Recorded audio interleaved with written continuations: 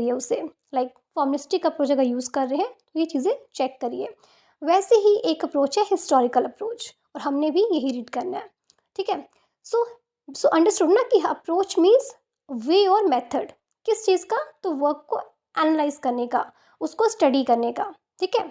अगर हम historical approach use करते हैं किसी भी वर्क को स्टडी करने में, तो हमने क्या देखना है, तो उसके नेम से क्लियर है, हमने हिस्ट्री देखनी है कि कोई भी वर्क है वो किस टाइम पीरियड में प्रोड्यूस हुआ है, उस टाइम पीरियड की क्या क्वालिटीज़ थी, ये क्या क्वालिटीज़ हैं जो उस वर्क में दिख रही हैं।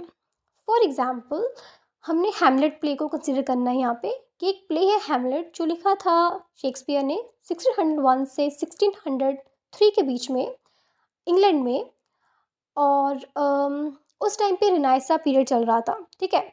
तो 16th सेंचुरी का जो पीरियड था, उस टाइम पीरियड की जो क्वालिटीज़ थी वो किस तरह इस वर्क हैमलेट में दिख रही हैं, हमने वो देखना है अगर हम यूज़ कर रहे हैं हिस्टोरिकल अप्रोच, क्योंकि historical approach checks the history, okay.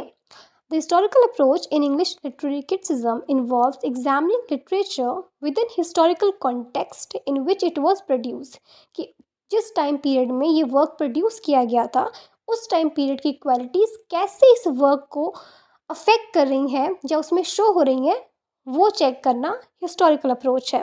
It was develop during the late 19th and early 20th century, इस टाइम पे डेवलप हुआ था, and it was a reaction against new criticism, ये न्यू क्रिटिसिज्म के against reaction था जो कहता था कि सिर्फ वर्क को एनालाइज करो, ना हिस्ट्री देखो ना बायोग्राफी देखो, but it was a reaction. Historical biographic जो अप्रोच थी दैट सेज कि history is important because history says a lot about a work, history बहुत कुछ बता देती है। अगर एक वर्क को एनालाइज करना है तो उसके हिस्ट्री को मेन रखना पड़ेगा, okay.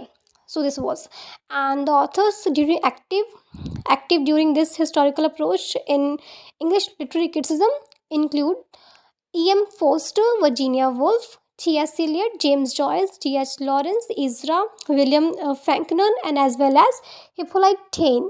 Okay, this is an important name, Hippolyte Taine. He was important in this. Now we will understand some of its examples. Read. So some works that represents historical approach are, first is Hamlet. Hamlet written by Shakespeare. The play reflects the political and social context of the Elizabethan era, exploring themes